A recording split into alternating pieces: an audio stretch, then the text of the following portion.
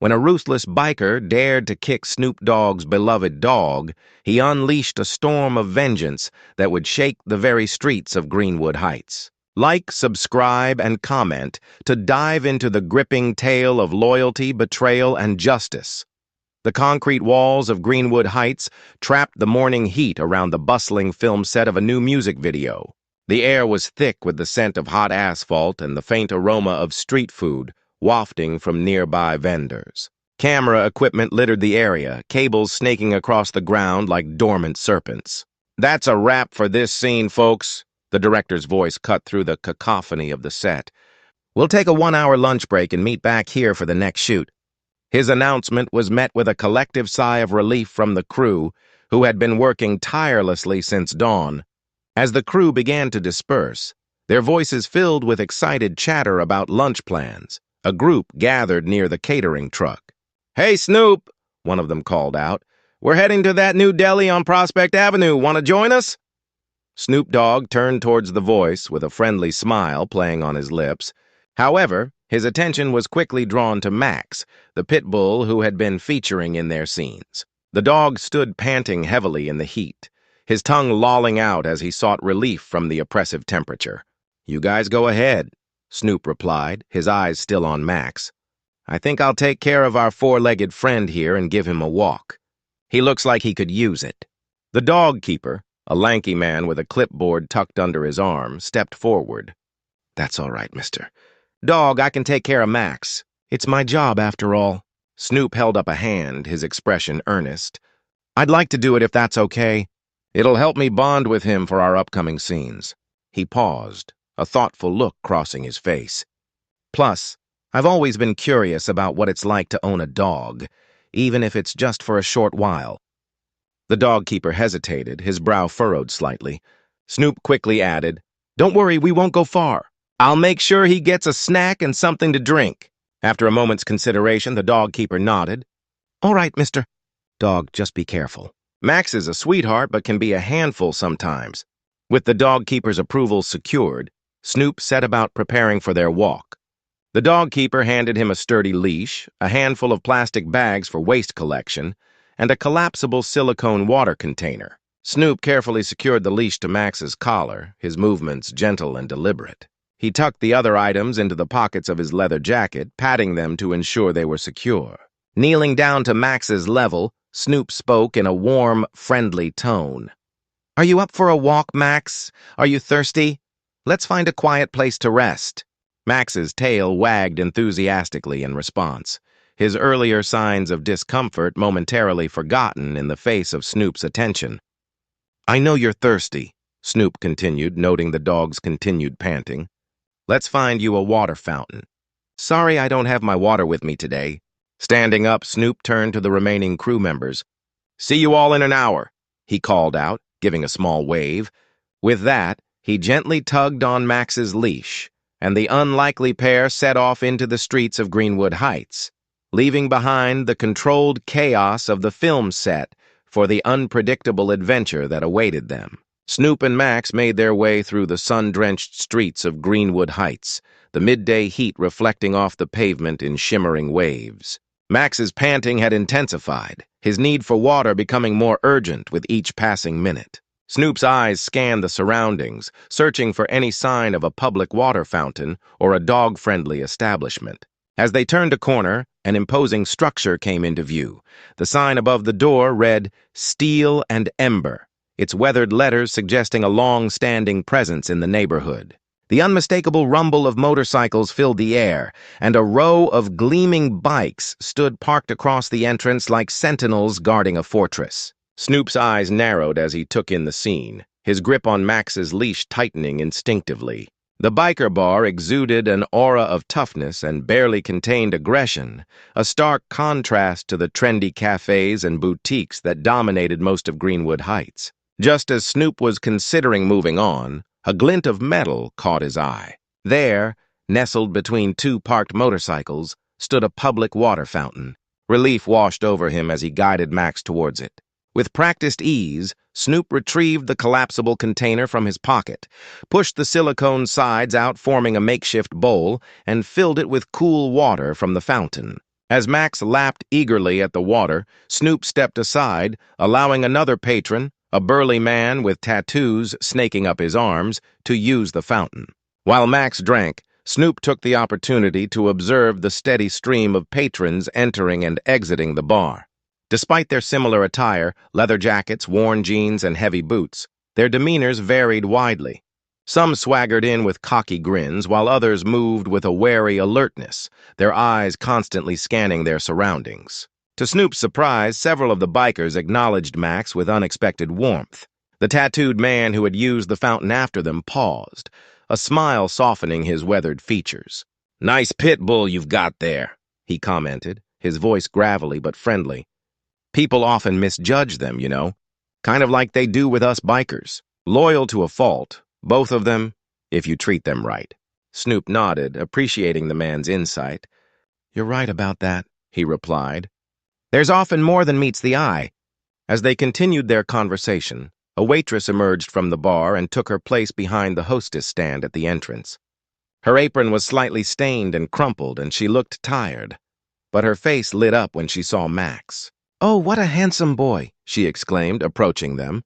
She knelt down, offering her hand for Max to sniff.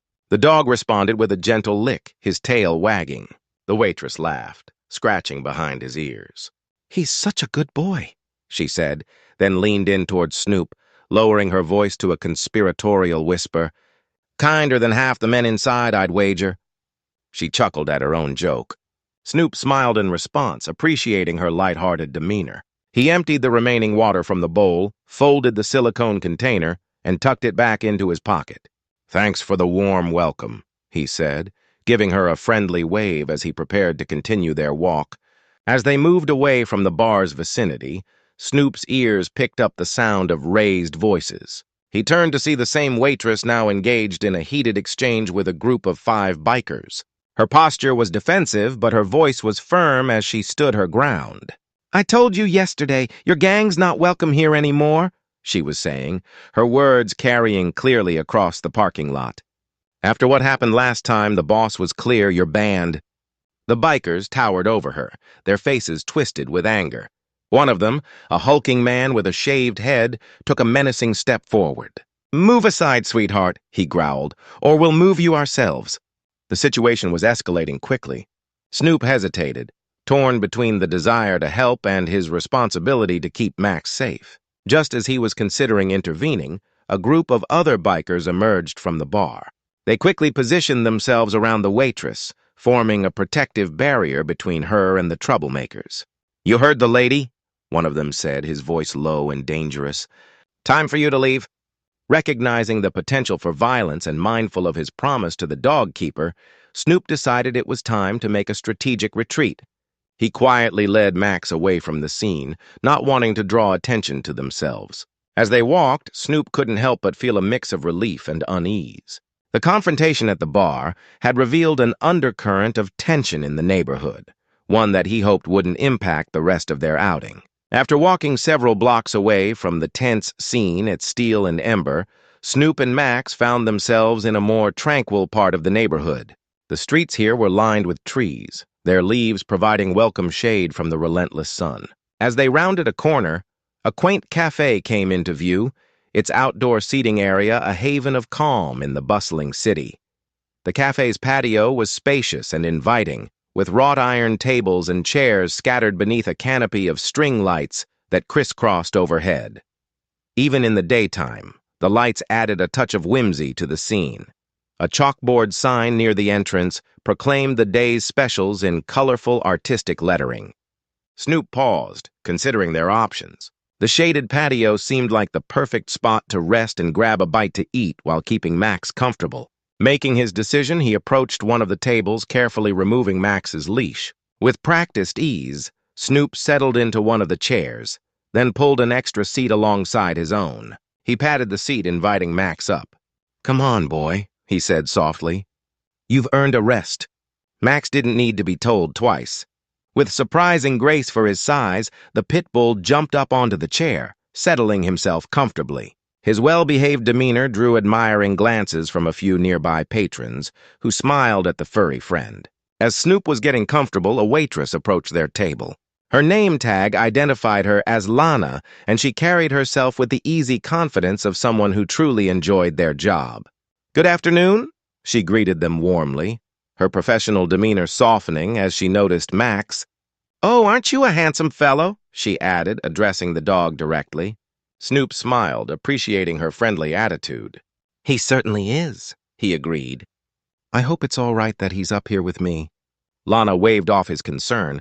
"As long as he's well-behaved, we're happy to have him. Now, what can I get for you today?" Snoop considered for a moment. "I'll have a coffee and a steak sandwich, please. And could I get an additional unsalted steak portion for my friend here?" He gestured towards Max, who perked up at the mention of food. Lana nodded, jotting down the order efficiently. "Of course, 1 coffee, 1 steak sandwich, and a special order for the distinguished gentleman," she said with a wink towards Max. "I'll have that right out for you." As Lana headed back inside to place their order, Snoop settled in to wait. He pulled out his script from an inner pocket of his jacket, spreading it out on the table, while Max lounged contentedly beside him. Snoop alternated between reviewing his lines. Every so often, he would reach over to give Max a gentle pat, dividing his attention between work and his canine companion. "Just a little longer, Max," he murmured, rubbing the dog's head affectionately. "Food's coming soon." True to her word, Lana returned shortly with their order. "Here's your coffee," she said, placing the cup in front of Snoop. "The kitchen is just finishing up your steak and your friend's special order. It'll be out in just a moment." Snoop thanked her as the aroma of freshly brewed coffee roused him from his haze, making his stomach growl. Just as he was about to take a sip, a nearby commotion shattered the peaceful atmosphere. A burly man in a biker vest was passing their table, his face twisted in a sneer. "Filthy animals," he muttered loud enough for Snoop to hear. "Sitting at the table like they're people." Before Snoop could react, the man's boot lashed out, catching Max in the side. The dog let out a pained whimper that quickly turned into defensive barking, drawing the attention of everyone on the patio. In an instant, the peaceful scene had transformed into one of conflict, with Max's distressed barking serving as a stark reminder of how quickly situations could change. Snoop's reaction was instantaneous. He sprang to his feet, his chair scraping loudly against the patio floor. His body was taut with anger, his eyes blazing as he confronted the unexpected threat. "What the hell do you think you're doing?" Snoop demanded, his voice low and dangerous. He positioned himself between Max and the aggressor, his protective instinct in full force. The biker, momentarily taken aback by Snoop's swift response, took a step back from Max's growling but maintained his aggressive stance. He spat on the ground, his face contorted with disgust. "Control your beast," he sneered. "How dare it show its teeth to a man?" Snoop's hand found its way to Max's back, his touch gentle but firm, helping to calm the agitated dog. The contrast between Snoop's soothing presence and the biker's hostility was stark. "Max only reacts to threats," Snoop said, his voice steady despite his anger. "You're the one who provoked him. He's never hurt anyone unless they hurt him first." The biker's face twisted into a mocking sneer. "Coward dog, coward owner," he taunted, his words dripping with contempt. For a brief moment, Snoop's composure slipped, his hand shot out grabbing the front of the biker's vest. The crowd around them gasped, the tension ratcheting up another notch. But just as quickly as it had happened, Snoop caught himself. He was acutely aware of the watching crowd, of Lana's worried face as she approached with their food. Snoop released his grip on the vest, taking a deep breath to center himself. The biker, sensing Snoop's restraint, seized the moment to make his threat. "You'll pay for this," he growled, dusting off the spot where Snoop had grabbed him. "Both of you." With a final sneer, he turned and walked away, his heavy boots thumping against the patio floor. As the biker retreated, Snoop's trained eye couldn't help but notice details about his appearance. The vest the man wore bore a distinctive insignia, a snarling tiger with extended claws. It was the same design he had seen on the troublemakers outside Steel and Ember earlier.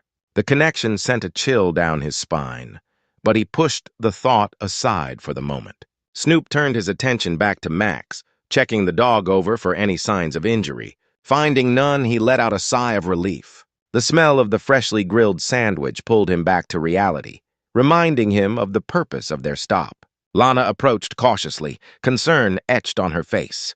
"I'm so sorry about that," she said, setting down the plates. "Are you both all right?"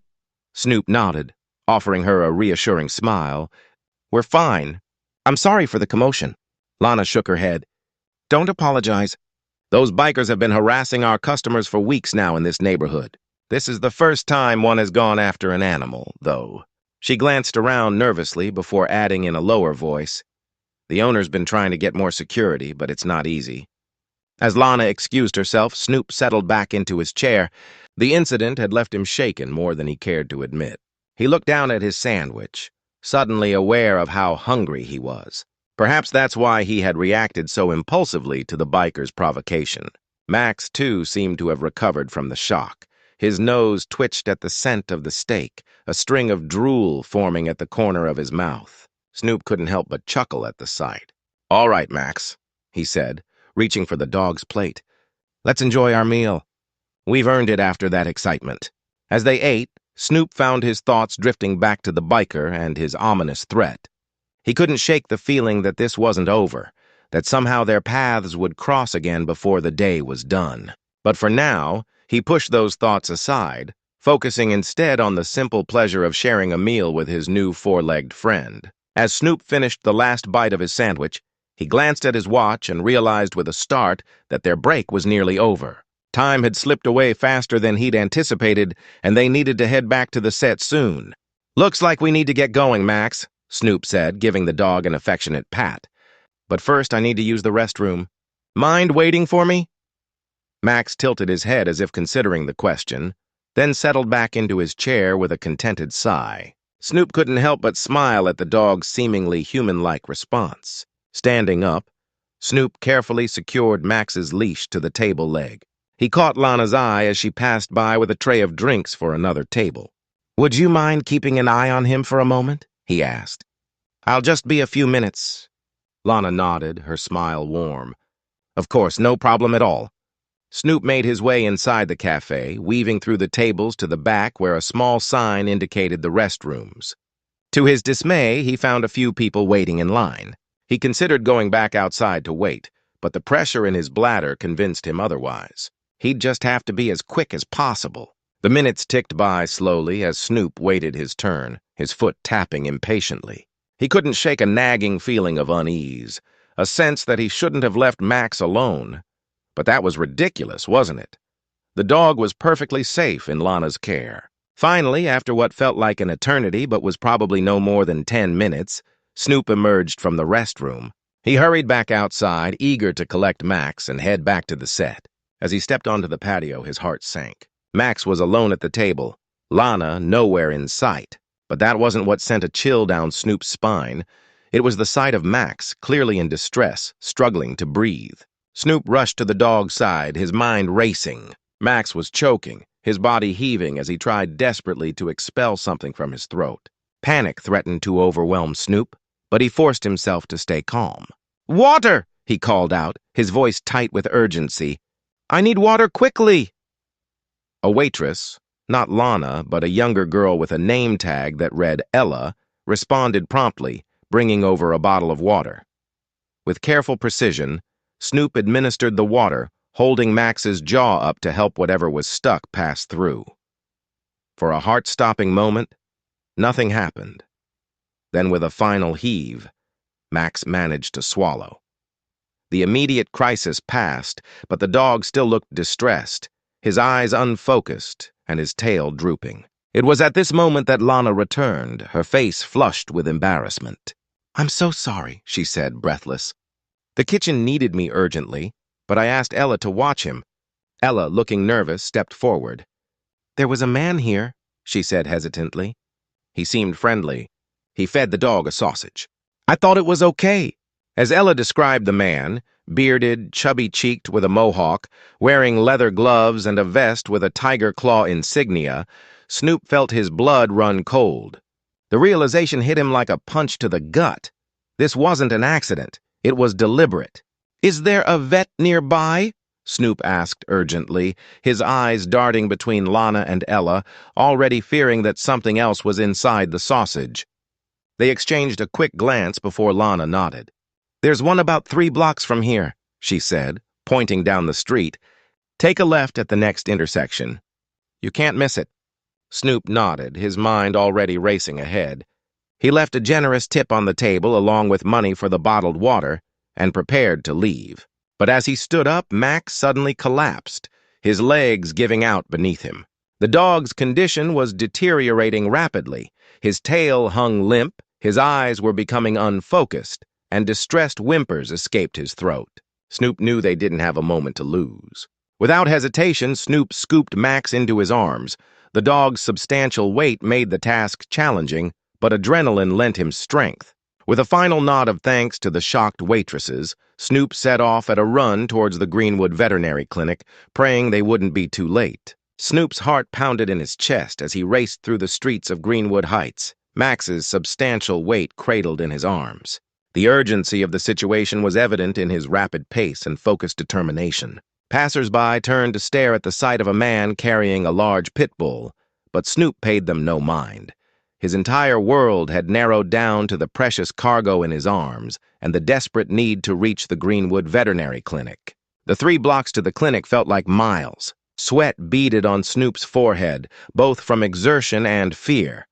Max's condition seemed to worsen with each passing moment, his whimpers growing weaker, his body becoming increasingly limp. Finally, the clinic came into view. Its white facade and blue cross sign were like a beacon of hope. Snoop burst through the doors, his voice hoarse as he called out, "Please, I need help! My dog's been poisoned!" The reception area erupted into action. A woman in scrubs, her name tag identifying her as Doctor. Monroe quickly took charge of the situation. "Bring him this way," she directed, leading Snoop to an examination room. "Put him on the table." Snoop gently laid Max on the cold metal surface, his hands lingering for a moment on the dog's fur.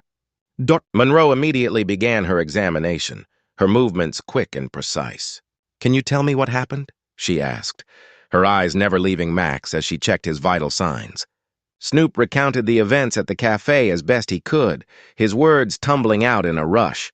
"Someone fed him something, a sausage, I think, but it must have been laced with something." He started choking, and then he just collapsed. "Doctor," Monroe nodded, her face grave. "His pupils are dilated and his symptoms are consistent with poisoning, likely drug-related given how quickly it's affecting him." She turned to a nearby nurse. "We need to run blood tests immediately to identify the substance and administer an antidote to him." As the nurse hurried to carry out the order, Monroe outlined her immediate treatment plan. "We're going to start by giving him activated charcoal to neutralize the poison," she explained. "We'll also put him on IV fluids to flush the toxins and help stabilize his condition while waiting for the test results." Snoop nodded, trying to process the information through his worry. "Do whatever you need to do," he said. "Just please save him." As the medical team worked on Max, Snoop found himself ushered back to the waiting room. The reality of the situation began to sink in, and with it came the realization that he needed to inform the film crew about what had happened. With shaking hands, he pulled out his phone and dialed the director's number. The conversation was brief but weighty. Snoop explained the situation, his voice catching as he relayed the seriousness of Max's condition. The director's initial frustration at the disruption to the shooting schedule quickly gave way to concern. "Don't worry about the shoot," the director assured him. "We'll reschedule? Just take care of Max and Snoop. Make sure you document everything. We might need it for insurance or legal reasons." After ending the call, Snoop arranged for the dog keeper to come to the clinic. He knew they would need to properly document the incident both for the production and in case they decided to pursue legal action against Max's attacker. As he settled in for what promised to be an anxious wait, Snoop couldn't help but reflect on how quickly this day had spiraled out of control. What had started as a simple walk had turned into a life-or-death situation, and somewhere out there, the man responsible for this was still free. Snoop's jaw clenched at the thought. He had always prided himself on being a peaceful person, on choosing diplomacy over confrontation, but in this moment, as he waited to hear if Max would survive, he found himself wrestling with a desire for justice, or was it vengeance that he had rarely experienced before? Snoop's conversation with Sheriff James Rodriguez was brief but intense. He officially outlined the day's events, his voice tight with controlled urgency as he described the attack on Max and the likely presence of illegal substances. "The bikers who poisoned the dog are at a bar called Steel and Ember," Snoop explained, his eyes never leaving the bar's entrance. "They most likely have substances with them since they drugged the dog. I'm at the location now." Sheriff Rodriguez's voice came through the phone, calm but serious. "I understand, Snoop. Don't do anything rash. Stay put and don't engage. We'll be there soon." Snoop agreed, ending the call with a sense of relief. He trusted James to handle the situation professionally and effectively. Now all he had to do was wait. As he put his phone away, Snoop noticed the bar employee watching him with a mixture of hope and fear. The man approached hesitantly, his voice barely above a whisper. Did you call the police?" Snoop nodded. But before he could respond further, the employee's face contorted with panic. "No, you can't," he hissed. "The business is not good with the police here. The boss will—" Snoop cut him off gently but firmly. "Think about what you're saying. What's left to protect here? A business that can't ensure basic security for its staff, that allows criminals to threaten the community? This isn't right, and you know it." The man fell silent, unable to answer. Snoop continued, his voice softening. "There should be real security guards posted outside the door instead of waitresses or employees like yourself being put in harm's way. This isn't right." Their conversation was interrupted by the distant wail of sirens. Within minutes, multiple police cars arrived on the scene, their silent approach suggesting tactical awareness. Officers poured out of the vehicles, their movements coordinated and purposeful. Snoop watched as the police efficiently entered the bar, the element of surprise working in their favor. Before the bikers could react, the officers had secured the premises. Through the windows, Snoop could see the chaos inside as tables were overturned and patrons were corralled. The search of the premises was thorough and methodical. Snoop overheard snippets of conversation between officers as they emerged from the bar, discussing the significant cache of illegal substances they had discovered. It wasn't just personal possessions. A supply found in the storage area suggested organized distribution. As the arrests began, Snoop felt a mix of emotions wash over him. Relief that justice was being served, satisfaction that the threat to the community was being neutralized, and a lingering anger at what had been done to Max. The arrest sequence unfolded with professional efficiency.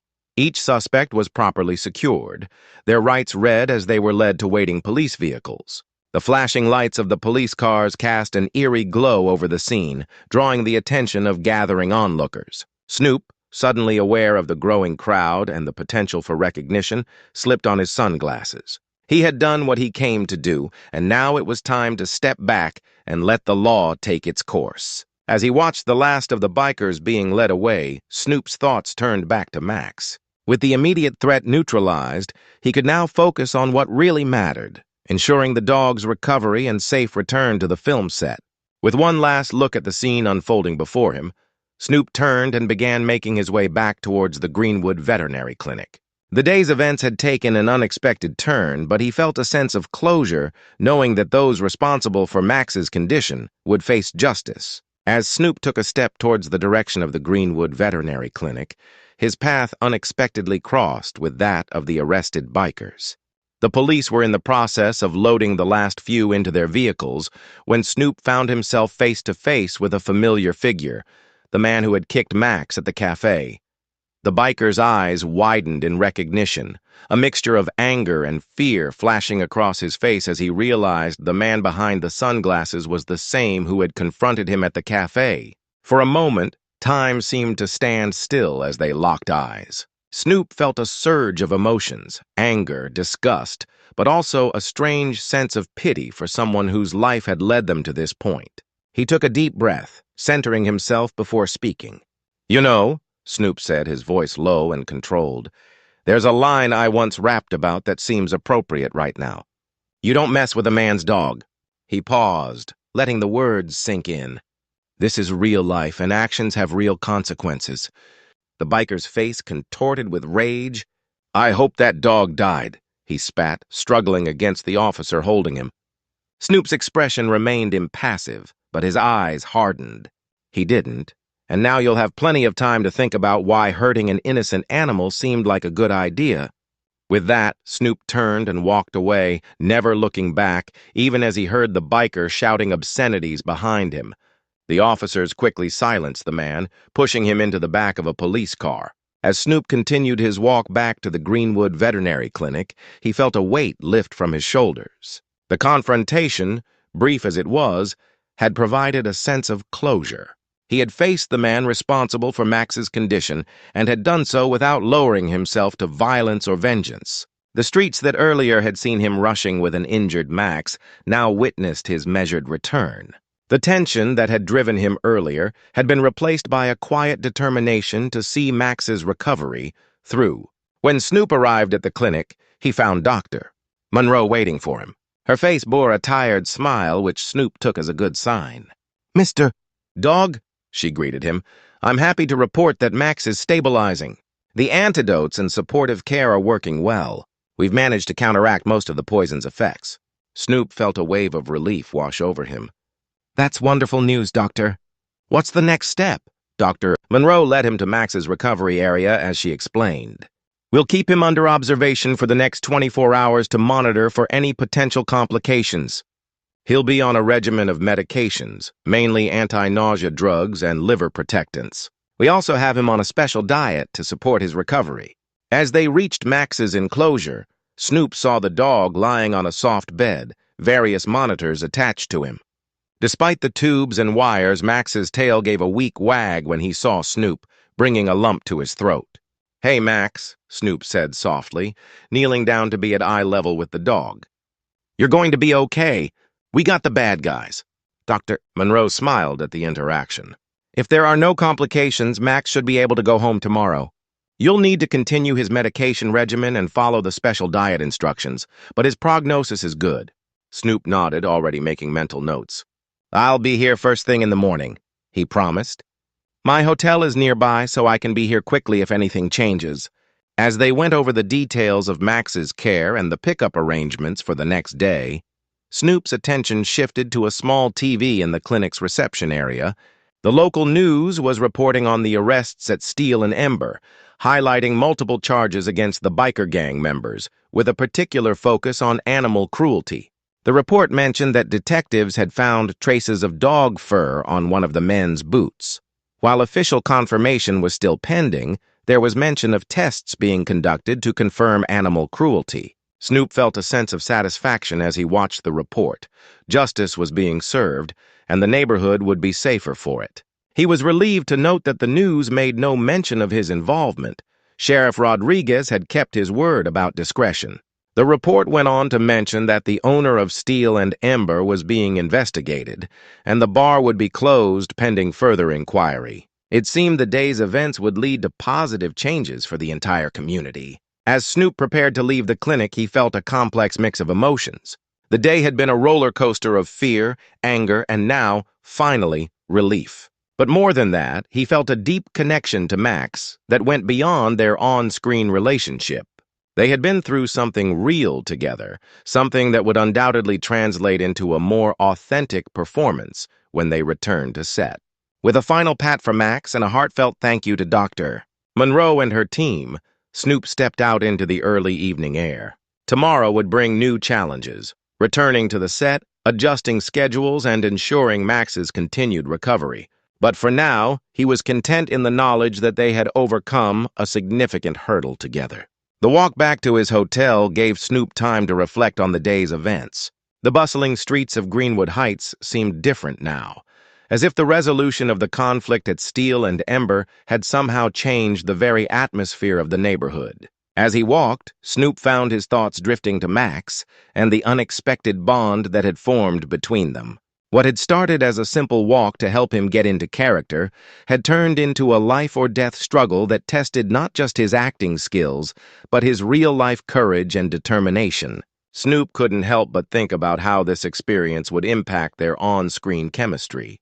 The shared ordeal had created a connection that went beyond the script, a genuine trust and affection that would undoubtedly translate into more authentic performances. As he neared his hotel, Snoop's phone rang. The screen displayed the name of the movie's producer.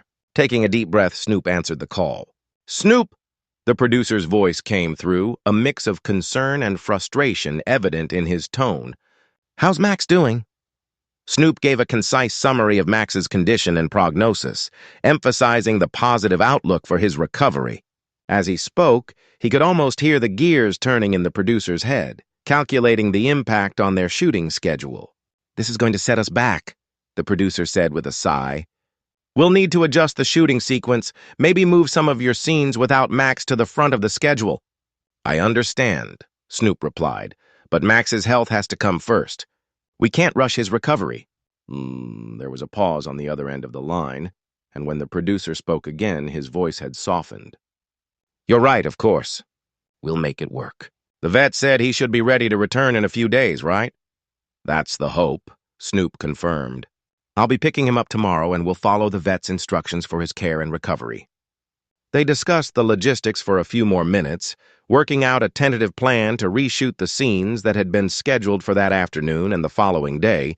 The producer's willingness to prioritize Max's well-being over immediate shooting needs was a pleasant surprise to Snoop, demonstrating a positive shift in the industry's attitude toward animal actors. As Snoop ended the call and stepped into the hotel lobby, his phone buzzed with a text message. It was from Sheriff James Rodriguez. Operation successful. All suspects in custody. Evidence secured. Your involvement remains confidential. Well done, Snoop. A small smile played on Snoop's lips as he read the message. The sheriff's efficient handling of the situation and his discretion in keeping Snoop's involvement under wraps was exactly why he had turned to James for help. It was reassuring to know that the threat to Max and the neighborhood had been neutralized without compromising Snoop's privacy or the film production. The adventure might have come to an end, but Snoop knew that his journey with Max was far from over. Tomorrow would bring a new day, new scenes to shoot, and a deepened connection with his four-legged co-star.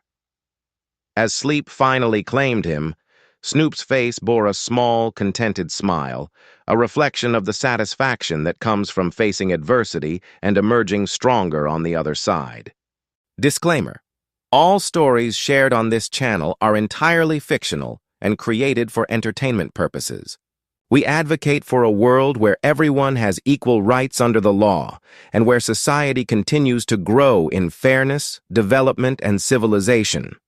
Our goal is to share heartwarming stories that contribute to making life better. Any resemblance to real events, individuals, or organizations is purely coincidental and unintentional. These stories are not meant to reference any actual people, events, or entities, and contain no political or religious connotations.